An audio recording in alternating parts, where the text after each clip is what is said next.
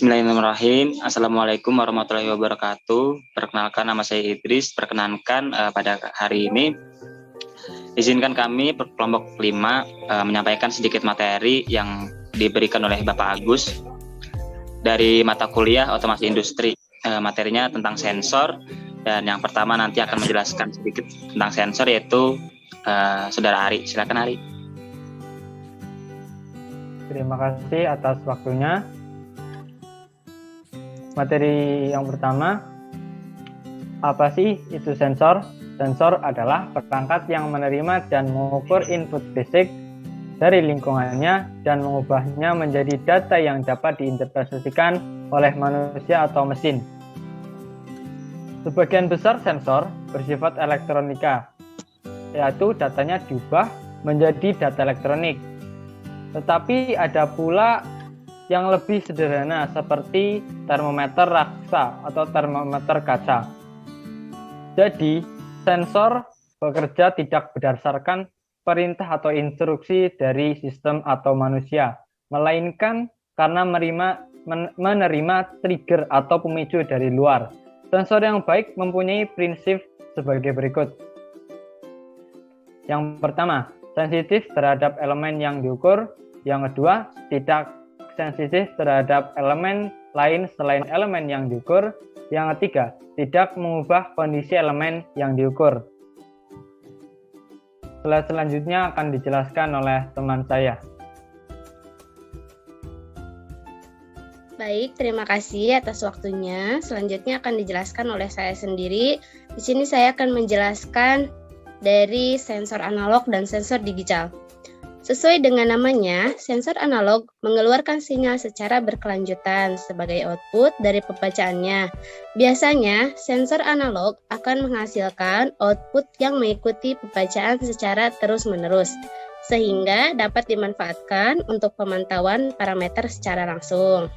Di sini ada contohnya ya, yang ada analog dan versus digitalnya. Kalau pengertian dari sensor digital tersendiri menghasilkan output secara diskret yaitu 1 dan 0. Output dari sensor digital biasanya sudah berupa nilai biner sehingga dapat langsung diolah oleh logic control. Selain itu, sensor digital juga dapat ditransmisikan secara langsung melalui jalur komunikasi data. Ini adalah salah satu kelebihan utama dari sensor digital. Selanjutnya, jenis-jenis sensor. Di sini terdapat beberapa jenis-jenis sensor. Yang pertama ada proximity sensor. Sensor ini dapat dikatakan sebagai sensor kedekatan, yaitu sensor yang dapat mengukur jarak antara dua benda yang berdekatan. Metode proximity sensor dapat melalui berbagai cara seperti optik menggunakan inframerah atau laser. Jadi seperti kayak di optik kacamata gitu ya, bisa menggunakan inframerah atau laser, ataupun gelombang ultrasonik. Selain itu, jika kita sempat melihat pada kategori induksi, maka sensor ini dapat bekerja menggunakan prinsip induksi elektromagnetik. Baik, selanjutnya akan saya kembalikan lagi kepada moderator. Terima kasih. Oke, baik. Terima kasih, Saudara Risma. Selanjutnya akan saya lanjutkan ya. Ada sensor suhu. Sensor suhu atau temperatur sensor adalah suatu komponen yang dapat mengubah besaran panas menjadi besaran listrik, sehingga dapat mendeteksi gejala perubahan suhu pada objek tertentu. Jadi sasarannya sensor-sensor ini tuh bekerjanya pada suhu. Ketika kita ingin memakainya itu bahan yang objek atau tujuannya memakai suhu panas biasanya. Next slide.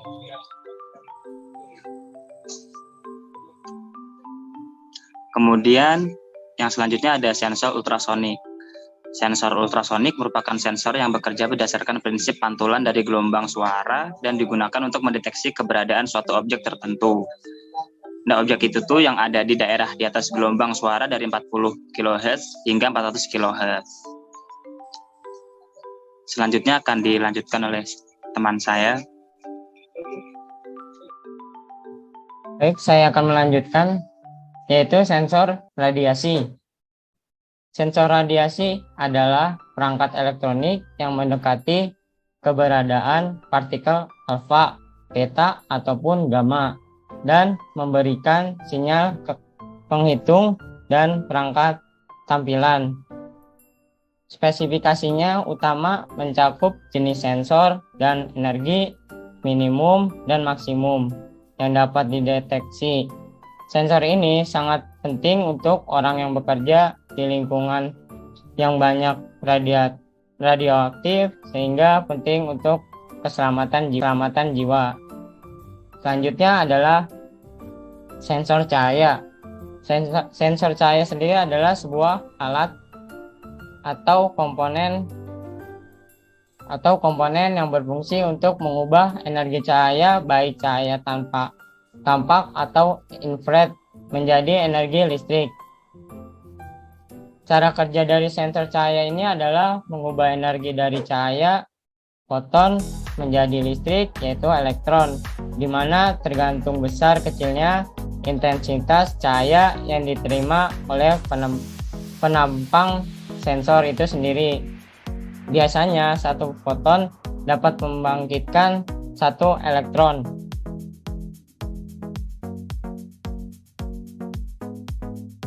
Pada contohnya LTDR, besaran cahaya akan menentukan besaran resistansi yang dihasilkan oleh sensor ini. Yang selanjutnya adalah sensor logam. Sensor logam ini sering melihat jenis sensor ini adalah perangkat elektronik atau elektromekanis yang digunakan untuk merasakan keberadaan logam dalam berbagai situasi, mulai dari paket hingga manusia.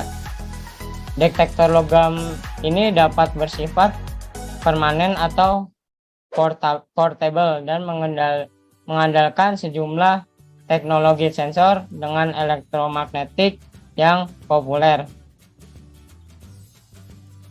Selanjutnya, saya kembalikan ke moderator.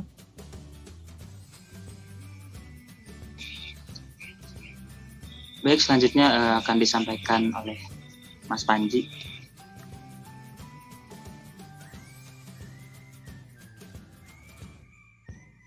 Ya, terima kasih Mas Idris atas waktunya.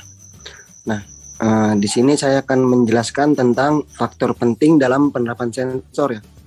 Nah, ini meliputi 3. Yang pertama ada jenis, yang kedua ada aplikasi, dan yang ketiga ada waktu responnya.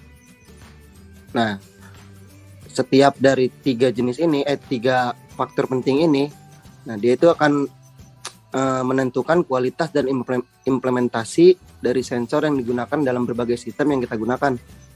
Untuk yang jenis, ini bisa kita lihat, untuk jenis ini dia akan menentukan penerapan dan penggunaannya. Tapi ada juga yang fungsinya sama penerapannya, jadi tergantung itunya lagi. Nah, yang kedua, aplikasi. Nah, aplikasi dari sensor itu sendiri harus jelas sebelum digunakan. Jika digunakan dalam lingkungan yang berat, maka sensor yang dipilih juga harus memiliki ketahanan dan tidak mudah memberikan false reading. Nah, yang ketiga ini waktu responnya. Nah, sensor memiliki waktu respon yang beragam. Hal ini penting untuk diperhatikan karena jika dibutuhkan waktu respon yang cepat, maka sensor yang digunakan juga harus cepat. Nah, perbedaan waktu respon dapat mempengaruhi sistem secara keseluruhan. Next. Nah, selanjutnya ada contoh penerapan untuk sensor ya. Nah, yang pertama ini bisa kita jumpai di otomotif. Untuk yang biasa paling mudahnya itu biasa digunakan di mobil gitu, untuk proximity sensornya atau kebutuhan parkirnya gitu. Yang kedua kita jumpai di rumah tangga. Itu ada contohnya untuk smoke detector. Itu ada di dapur tuh biasanya. Nah, yang ketiga ini industri pabrik ya udah nggak heran. Yang keempat ada kesehatan. Nah, kalau kesehatan ini di situasi pandemi COVID-19 kayak gini, penerapan sensor ini ada di mana-mana ya. Kayak contohnya itu termogan. Nah, termogan ini dia beda sama termoklasik.